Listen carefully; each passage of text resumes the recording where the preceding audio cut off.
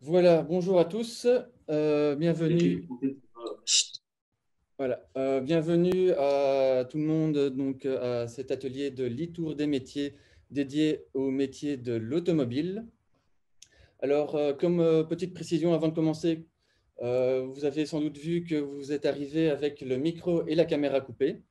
Je vais simplement vous demander de la garder coupée, enfin de garder le micro et la caméra éteintes tout du long de la présentation, parce que nous sommes 26 pour l'instant et d'autres personnes vont sans doute s'ajouter.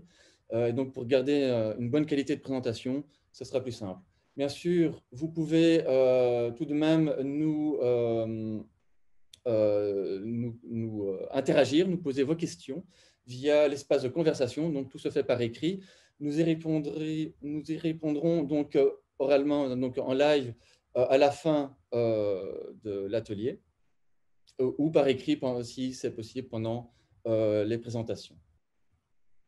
Donc, cet atelier va durer environ 45 minutes, peut-être un peu plus, ça peut aller jusqu'à 1 heure en fonction de la quantité de questions et de la durée des interventions.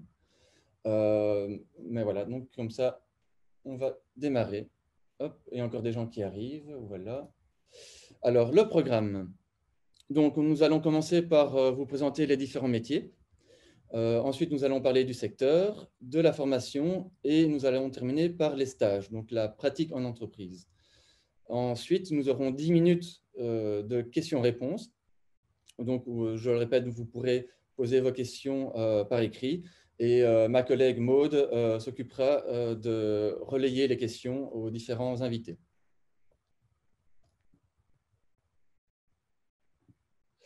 Voilà. Alors, je passe directement à nos invités. Les formateurs de l'EFP. Donc, nous avons avec nous Francesco Messina, carrossier. Il nous parlera donc de tous les métiers de la carrosserie. Donc, carrossier réparateur, taulier en carrosserie, préparateur peintre en carrosserie.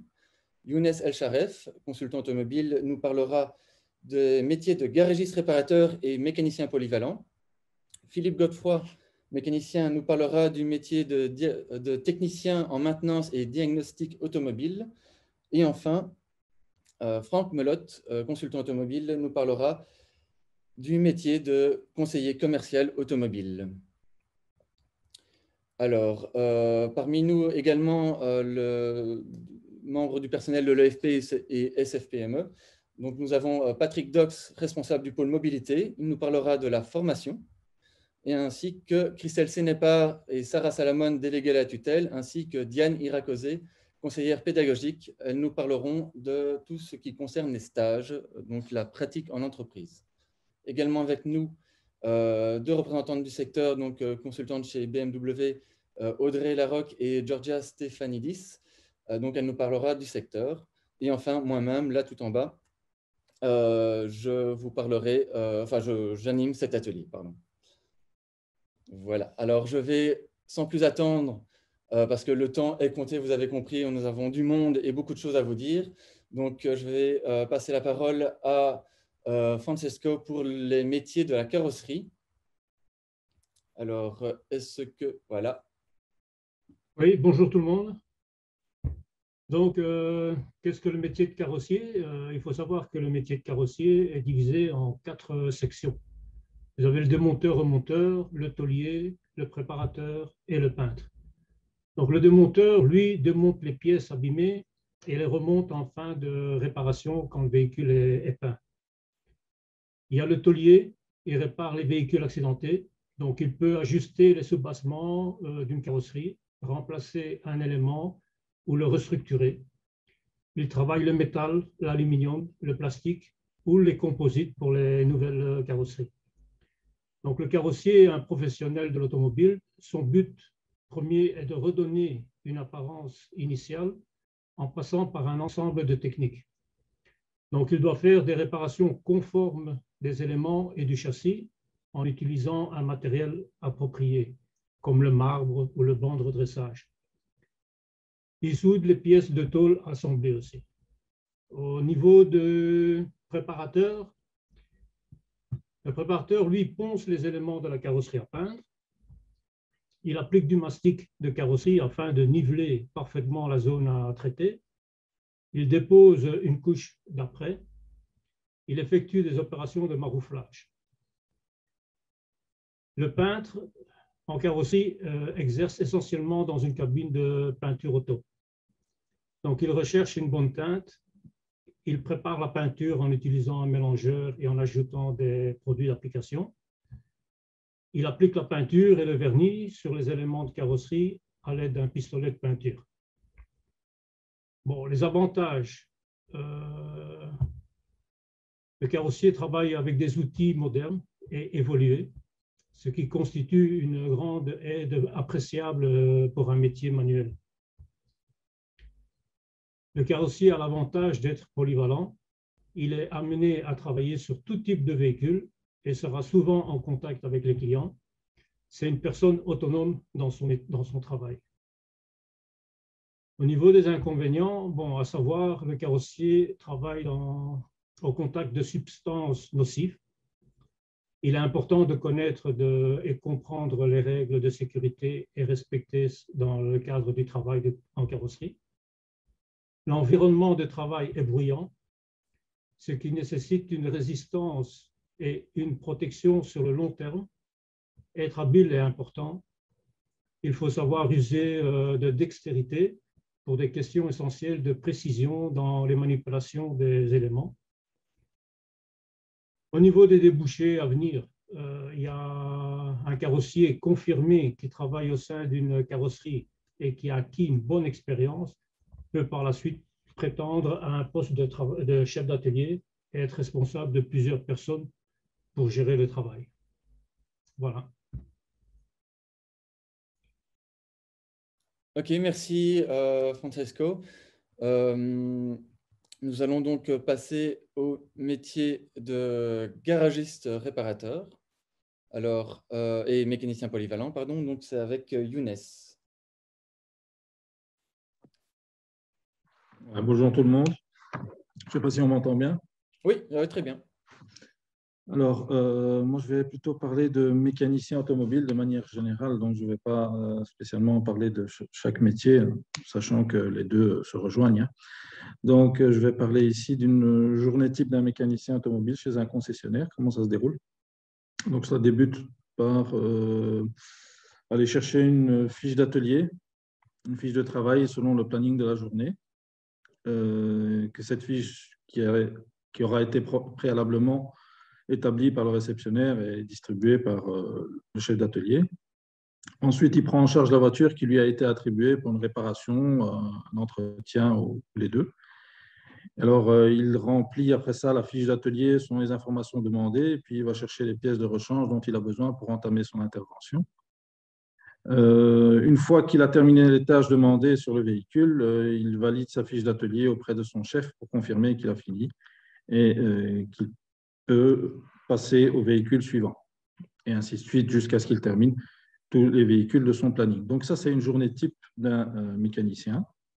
Donc, il a un planning qui est préétabli, sur lequel il va travailler toute la journée, donc selon les interventions du planning, que ce soit un entretien, une réparation, et comme j'ai précisé ici les deux.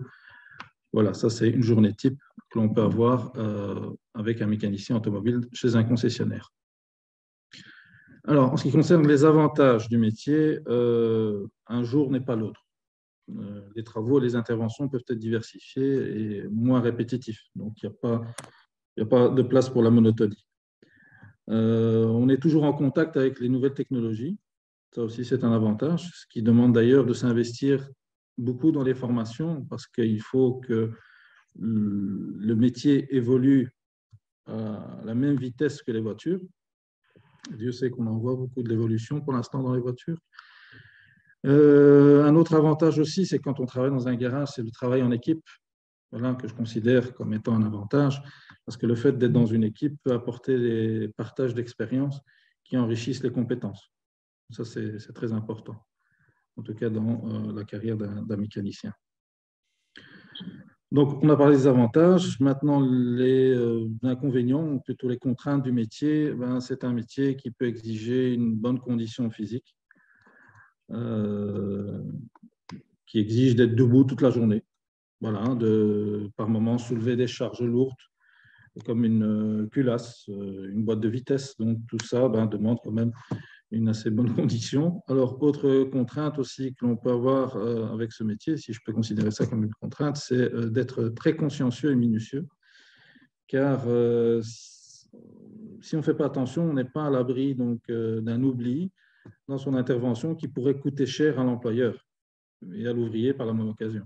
Donc, ça aussi, ça c'est des contraintes. Donc, il faut être très consciencieux et avoir une bonne condition physique.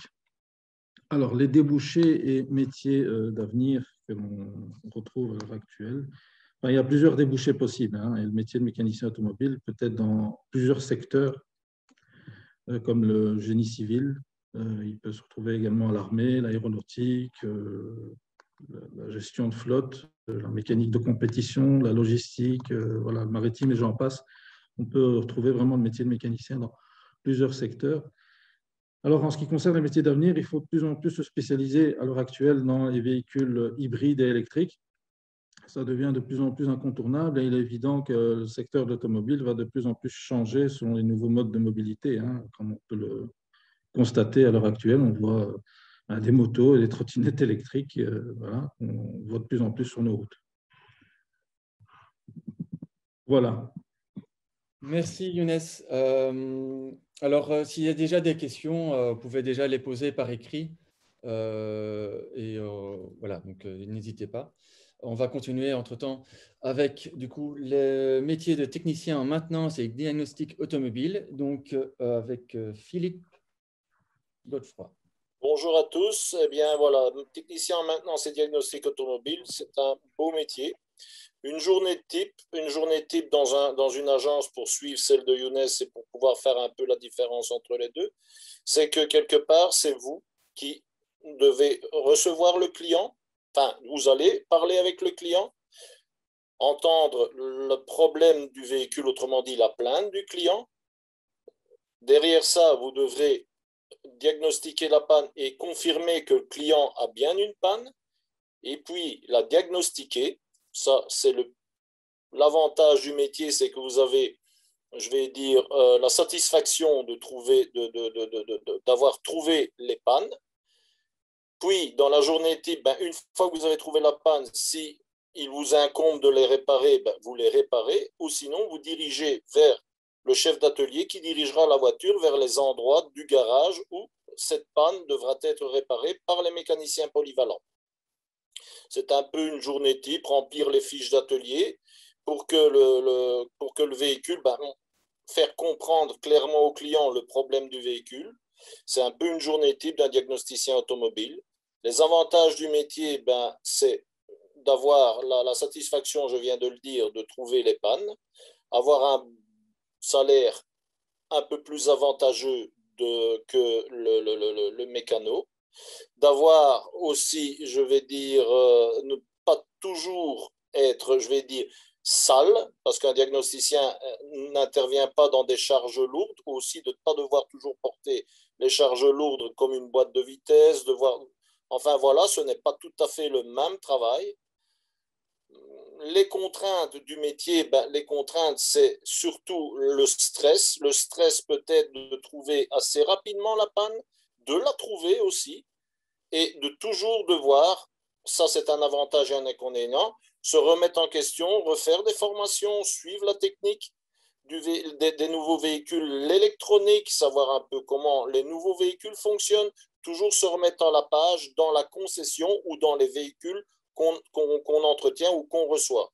Les débouchés, ils sont nombreux en véhicules comme on peut être en automobile comme on peut être en génie civil, c'est-à-dire dans les camions. On peut être aussi dans d'autres systèmes, dans l'aéronautique, comme vient de le dire mon collègue. Les débouchés sont un peu les mêmes. Quant à l'avenir, quand on est déjà diagnosticien, si on est, je vais dire, très bon dans son métier, on peut peut-être espérer de diriger une équipe dans un garage, je vais dire, de marque, ou d'être à son compte et d'être connu par sa clientèle. Voilà un petit peu le journée et le métier de diagnosticien automobile et de maintenance en diagnostic automobile. Voilà. Super, merci. Alors, dernier métier aujourd'hui, enfin, pour cet atelier. Conseiller commercial automobile. Alors, Franck? Oui, bien le bonjour à tout le monde. Je suis très content de pouvoir présenter ce côté de conseiller commercial automobile. Et quand on parle de journée type, en conseiller commercial, il n'y a pas vraiment de journée type. Il faut savoir une chose, c'est qu'il y a plein de tâches différentes qui se passent dans une journée.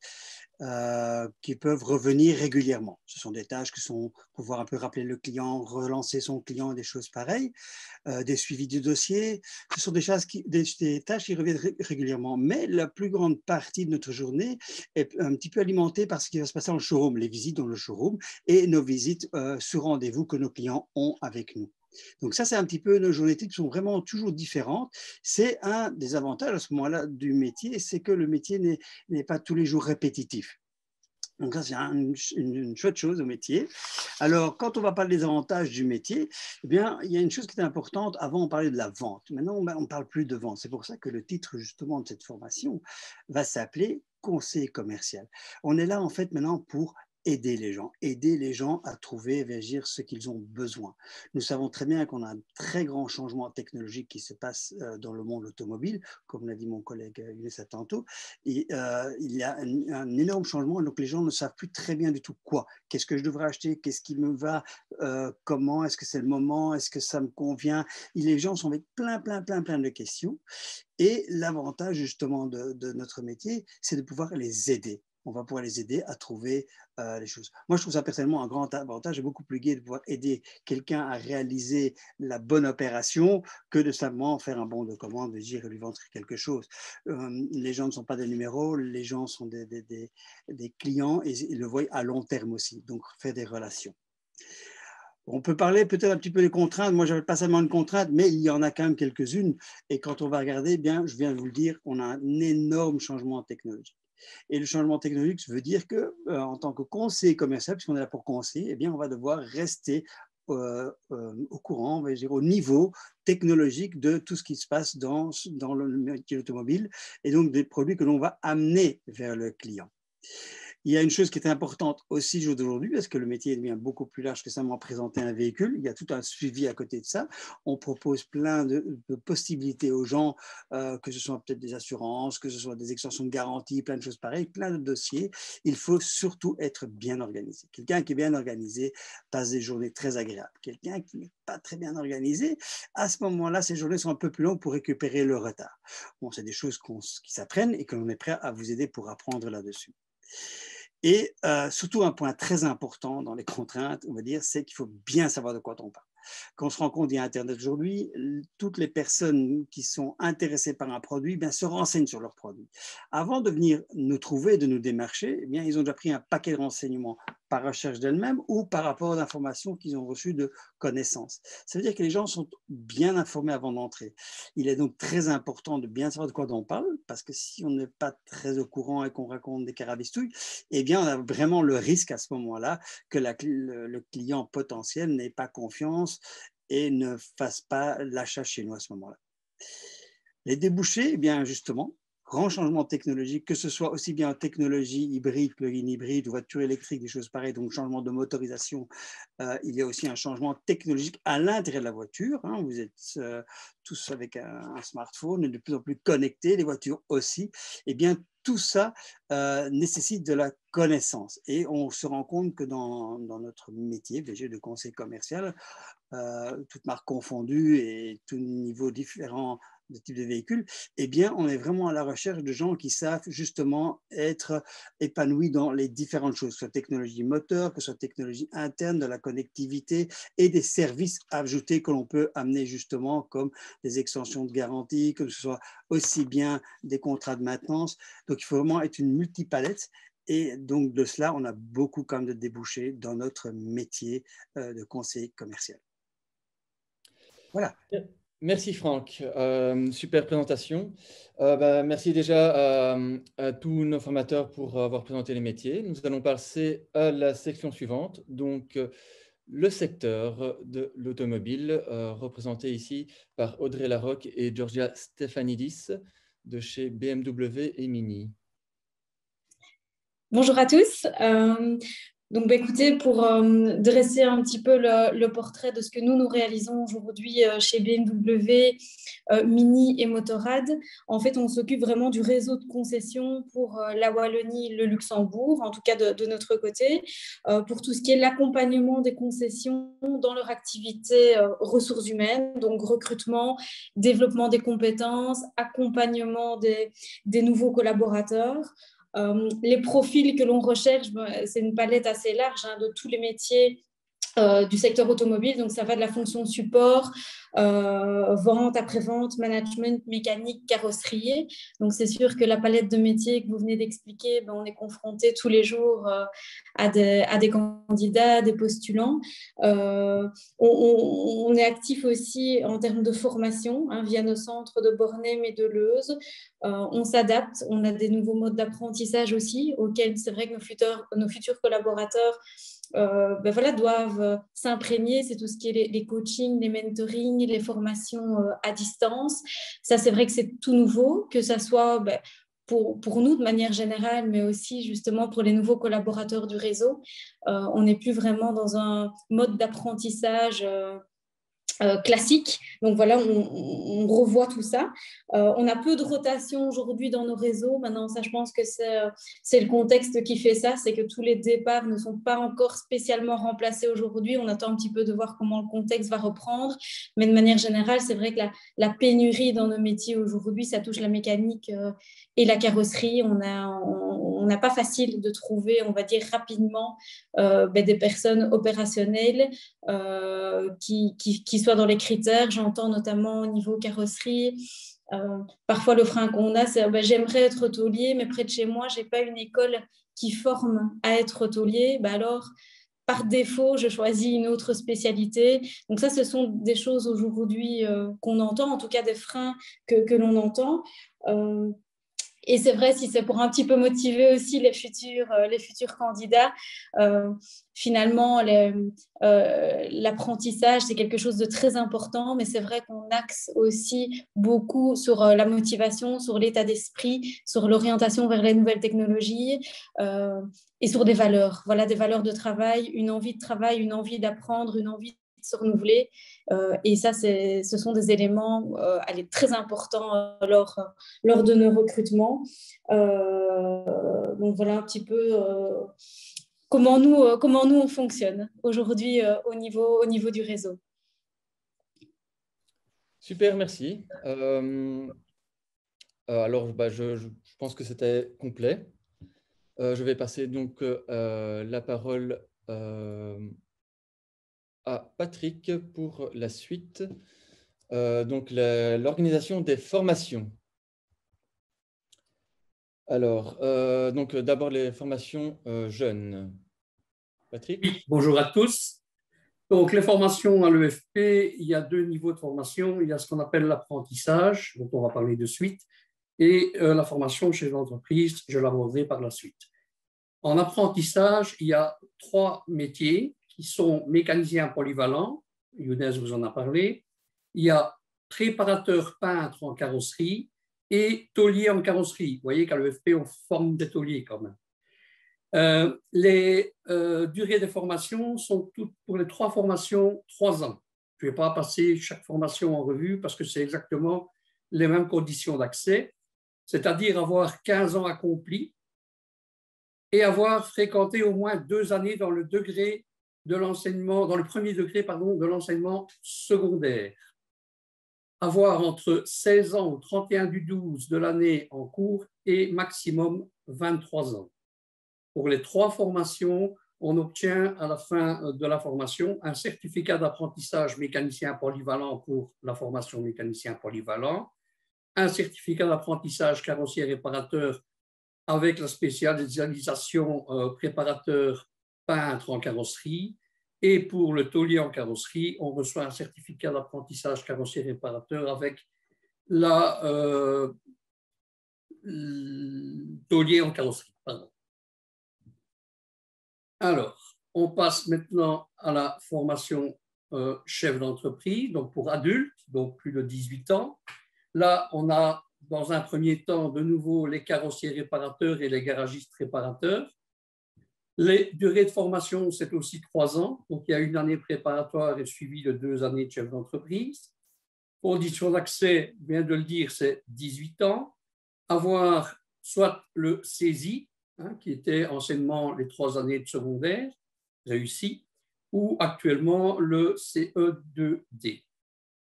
Avoir éventuellement obtenu le certificat d'apprentissage dans le métier, donc soit de carrossier réparateur, soit de garagiste réparateur. Et si on n'a pas ces conditions-là, on peut éventuellement, pour les 2 métiers, passer un examen d'admission. Pour la formation carrossier réparateur, on reçoit un diplôme chef d'entreprise de carrossier réparateur avec un certificat de gestion. En effet, ces cours, que ce soit carrossier ou garagiste, sont accompagnés à partir de la première chef d'entreprise de cours de gestion. Pour le garagiste réparateur, on obtient le diplôme chef d'entreprise garagiste réparateur avec aussi le certificat de gestion. Alors, toujours dans les formations adultes, nous avons le technicien en maintenance et diagnostic automobile, qu'on appelle communément le TMDA chez nous. Durée de formation, 2 ans. Les conditions d'accès, c'est avoir 18 ans et avoir obtenu le niveau de mécanicien polyvalent, soit en ayant suivi la formation d'apprentissage mécanicien polyvalent et l'avoir réussi chez nous, bien entendu, ou à l'IFAPME, soit avoir suivi la formation de garagiste réparateur des 2 premières années et avoir réussi l'épreuve pratique de mécanicien polyvalent, ou soit avoir effectué des études en école technique avec un niveau de mécanicien polyvalent. Ça vous donne le droit d'entrer en technicien en maintenance et diagnostic. Le diplôme obtenu est un diplôme chef d'entreprise, technicien en maintenance et diagnostic automobile avec un certificat de gestion. Le conseiller commercial automobile, durée de la formation 2 ans aussi. Conditions d'accès, avoir 18 ans, toujours le CESI ou le CE2D, avoir éventuellement un certificat d'apprentissage dans ce métier. Si on n'a pas ces conditions, toujours la possibilité de passer un examen d'admission. Le diplôme et les certifications, c'est un diplôme de coordination et d'encadrement de conseiller commercial automobile. Voilà, je vous remercie. Merci Patrick. Évidemment, si vous avez des questions pour plus détaillées sur les questions concernant la formation, n'hésitez pas à les poser. Nous y reviendrons juste après. Alors, je continue donc avec la pratique en entreprise. Donc là, j'appelle nos collègues du SFPME pour parler des différents stages. Alors, bonjour à tous. Donc ici, concernant la filière apprentissage, donc que ce soit pour la formation de mécanicien polyvalent, préparateur peintre en carrosserie ou tôlier en carrosserie, la pratique en entreprise est obligatoire. Vous allez donc conclure un contrat d'alternance avec une entreprise qui va s'étendre sur la durée de votre formation, donc sur les 3 années. C'est un contrat d'alternance qui est à temps plein, donc vous allez être en moyenne 3 à 4 jours par semaine en entreprise avec le patron et 1 à 2 jours par semaine au centre de formation, donc pour suivre vos cours pratiques et théoriques. Imaginons, pendant les congés scolaires, s'il n'y a pas cours et que vous n'avez pas pris congé à ce moment-là, eh bien, vous êtes attendu les 5 jours semaine en entreprise. Ce contrat d'alternance est également rémunéré, donc chaque mois, vous recevrez une rémunération de la part de votre employeur qui évoluera donc en fonction des années. Alors après, concernant la filière adulte, on peut passer voilà, au slide suivant. Alors ici, pour carrossier réparateur et garagiste réparateur, la pratique en entreprise est obligatoire. La règle de base pour la formation d'alternance, c'est la convention de stage rémunéré. Donc c'est une convention qui va également s'étendre sur 3 années et qui sera une convention de 38 heures semaine, cours inclus. Donc pour cette convention de stage, vous allez recevoir une rémunération qui, elle aussi, va évoluer donc, chaque année. Dans certains cas, donc sous certaines conditions, vous pouvez bénéficier d'un stage non rémunéré. Donc, par exemple, si vous êtes déjà employé à temps plein dans un autre domaine d'activité et que vous n'avez pas la possibilité de faire une convention à temps plein, vous pouvez vous adresser au pôle mobilité pour voir si vous entrez dans les conditions pour faire un stage non rémunéré. Et dans ce cas-ci, il se limitera uniquement aux 250 heures minimum obligatoires pour accéder à votre examen de fin d'année. Alors, dans certains cas, le contrat de travail peut également être valorisé. Donc, imaginons que vous êtes déjà carrossier, mais vous avez envie de suivre la formation pour obtenir votre diplôme. Eh bien, vous pouvez faire valoriser ce contrat de travail comme étant vos heures de stage. Mais il faut évidemment que le poste que vous occupez soit en lien direct avec la formation que vous suivez. Ensuite, pour les deux autres formations, donc de technicien en maintenance et diagnostic automobile et conseiller commercial automobile, c'est la même chose. Donc, la pratique en entreprise est obligatoire. La règle de base, c'est la convention de stage rémunérée. Dans certains cas, donc le stage non rémunéré, la valorisation du contrat de travail. La seule différence ici, c'est que la convention de stage s'étendra sur 2 années au lieu de 3. Et donc, le quota d'heures, c'est également minimum 250 heures par année de formation. Mais comme je l'ai dit, quand vous signez une convention de stage rémunérée, vous signez du premier jour en entreprise jusqu'au 30 septembre de votre dernière année de formation. Il y a toujours une possibilité, évidemment, de changer si voilà, il y a quelques soucis, mais c'est vraiment la convention telle qu'elle est prévue. Et donc, notre rôle en tant que délégué à la tutelle, c'est de vous accompagner donc, dans les démarches pour conclure soit le contrat d'alternance, soit la convention de stage, d'assurer un suivi donc, tout au long de vos années de formation. Et nous sommes également la personne de référence pour vous et pour le patron pour pouvoir répondre à toutes vos questions, vos demandes relatives à la pratique en entreprise. Super, merci Sarah. Si tout est dit, nous pouvons passer aux questions-réponses. Alors, Maud, est-ce qu'il y a eu des questions? Oui, bonjour Benoît. Oui, il y a eu des questions, mais on y a répondu dans la plupart des cas. On nous a questionné sur le timing du début des formations, donc ce sera plutôt mi-septembre que les nouvelles formations débuteront.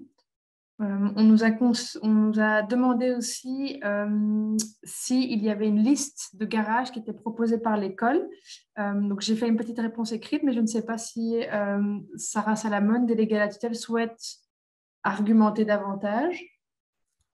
Donc non, en fait, c'est vraiment ce qui a été dit. Donc, lorsque l'on a des offres de stage, donc des listes sont mises à disposition et on vous les donne pour pouvoir vous aider dans vos recherches. Mais voilà, c'est de votre responsabilité de trouver un endroit pour effectuer votre pratique et vous pouvez bien évidemment sortir de la liste et des offres que nous nous proposons.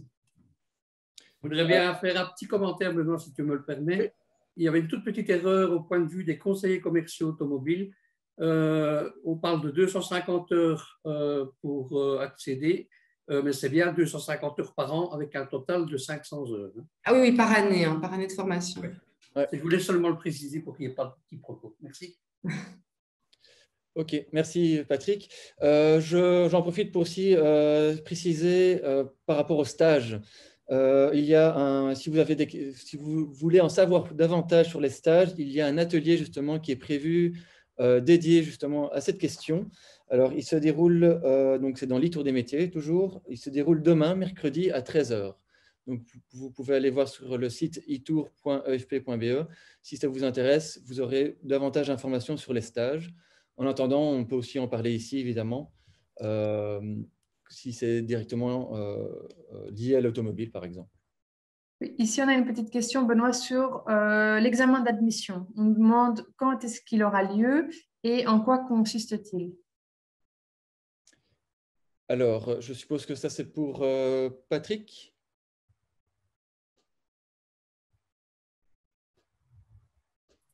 Alors, l'examen d'admission, en réalité, c'est un examen qui contient des maths et des français, tout simplement. OK, merci. Alors, d'autres questions? Oui, on nous demande qui organise les formations continues. Est-ce que ce sont les marques elles-mêmes, les concessionnaires ou d'autres? Alors, il y a bien entendu dans les différentes marques qui peuvent éventuellement, via leur patron, suivre des formations chez l'importateur qui organise des formations, que ce soit en carrosserie, que ce soit en mécanique, que ce soit en électricité ou que ce soit même en conseil commercial automobile. Il y a des formations aussi qui sont des formations continues organisées par l'EFP sur des thèmes spécifiques. Alors, si on a suffisamment de demandes, on peut faire des formations vraiment à la carte. Pour l'instant, on a par exemple des formations continues en carrosserie, pour véhicules ancêtres. On a 4 modules, un module tôlerie, un module soudure, un module peinture et un module préparation peinture. Et on fait aussi des formations à la préparation du passage du permis bateau. Voilà, les demandes qui nous ont été faites, on met sur pied à la carte des formations continues. Juste si je peux ajouter un petit point ici vis-à-vis des marques BMW Mini, on a lancé ça il y a 2 ans maintenant, lorsqu'on a des stagiaires, notamment au niveau de l'atelier, qui viennent faire leurs 2 ans de stage. On les forme comme des collaborateurs internes. Donc, l'importateur, le centre de formation a mis aussi des tarifs préférentiels pour les concessionnaires pour les motiver aussi à envoyer les jeunes en formation. C'est vrai que le frein qu'on a parfois, c'est qu'ils n'ont pas toujours le permis de conduire. Et donc, c'est vrai qu'on organise des navettes au niveau entre la concession et le centre de formation. Donc ça, maintenant, c'est réglé. Ils sont vraiment formés au même niveau que les collaborateurs vraiment engagés. Et au terme, ils ont la certification. Donc, si après leur stage, ils sont engagés, ils ont déjà le premier niveau, ici pour parler de techniciens automobiles, ils ont déjà le premier niveau BMW acquis sur les 3 niveaux. Donc voilà, c'était juste une petite information. Merci. Merci Benoît. Peut-être une prochaine question pour... Attendez, parce que je me perds. Pour Sarah Salamon, peut-être déléguée à la tutelle, on nous demande si, en tant que jeune apprenti, avec une rémunération, est-ce qu'on est encore considéré comme étudiant? C'est par rapport, oui, donc en apprentissage, on est considéré comme étudiant, donc, puisque il faut de toute façon être occupé à temps plein, que ce soit en entreprise ou pour les cours, et si c'est au niveau des allocations familiales, il y a également un maintien des allocations familiales. Super, merci beaucoup. Une prochaine question. Donc on nous demande si le CESS est suffisant pour accéder à la formation chef d'entreprise, garagiste, réparateur. Tout à fait, le CESS est à niveau au-dessus du CESI ou du CE2D, et donc il n'y a pas de souci. Avec le CESS, vous pouvez vous inscrire sans problème. Et alors, une dernière question concernant l'examen d'admission. Par rapport aux dates, est-ce que M. Dox, vous avez des idées déjà des dates? Je n'ai pas encore de dates, mais les inscriptions, et ça je pense que Benoît va en parler après, se feront à partir du 10 mai, si je ne me trompe pas. Et donc, à partir de là, vous pourrez vous inscrire pour un examen d'entrée. Il y en aura régulièrement, donc à vous de choisir la date qui vous concernera le mieux. Et peut-être préciser que sur notre site internet, donc vous trouverez les liens pour pouvoir faire votre demande d'inscription directement. Et donc, dans le lien pour les formations en chef d'entreprise qui nécessitent l'examen d'admission, vous aurez la possibilité d'écrire que vous n'avez pas le diplôme requis et donc que vous souhaitez vous inscrire à l'examen d'admission. En fonction de la situation sanitaire, il pourrait avoir lieu en ligne ou sur place.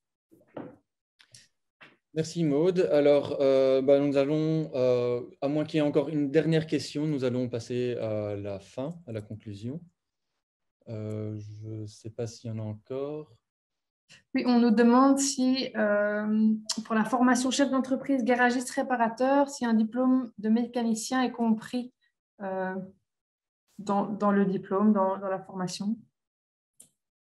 Tout à fait. Donc, quand vous avez fini votre formation, vous avez le choix soit de travailler pour un patron, une concession ou un patron de marque, ou soit d'ouvrir vous-même votre propre entreprise de garagiste réparateur, donc de mécanicien. Parfait, merci. Alors, nous allons passer à la suite. Évidemment, si vous avez encore des questions, ce sera encore possible de nous contacter. Je vais vous présenter les liens après. Alors ici, donc on en parlait, pour s'inscrire, c'est à partir du 10 mai, donc sur le site de l'AFP. Il y aura donc un formulaire pour l'apprentissage jeune ou pour les adultes. Donc cette présentation sera disponible en PDF après l'e-tour des métiers, donc vous pourrez retrouver aussi toutes les informations ici. Il y aura des liens cliquables pour accéder au formulaire également à partir de cette présentation. Voilà, donc si vous avez encore des questions ou vous voulez nous contacter, tout simplement, vous pouvez nous le faire via email à info@efp.be ou par téléphone au 0800 85 210. Nous sommes aussi présents sur les différents réseaux sociaux. Et voilà, donc ceci clôture cet atelier.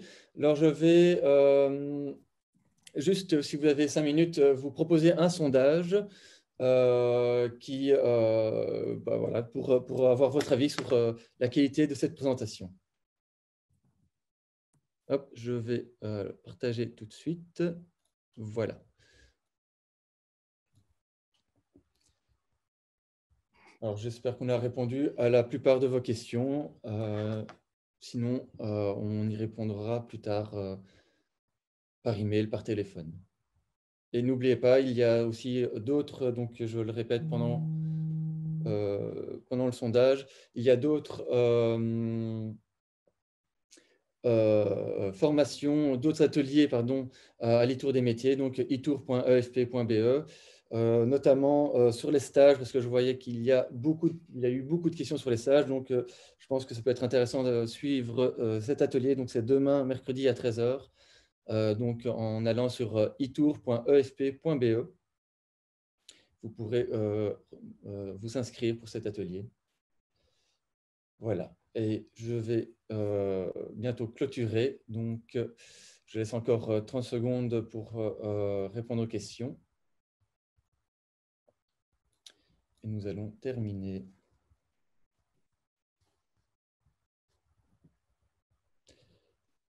Eh bien, j'en profite également pour remercier évidemment tous nos invités du jour. Donc, Francesco, Younes, Philippe, Franck, Patrick, Christelle, Sarah, Diane, Audrey et Georgia, donc, pour avoir participé à cet atelier.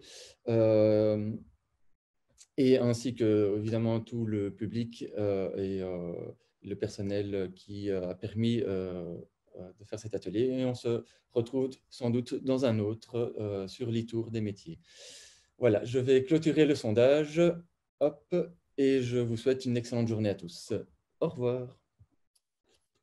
Au revoir. Bonne journée à tout le Bonne monde. journée. Bonne journée à tous. Au revoir. Un grand merci à tout le monde. Au revoir. Au revoir.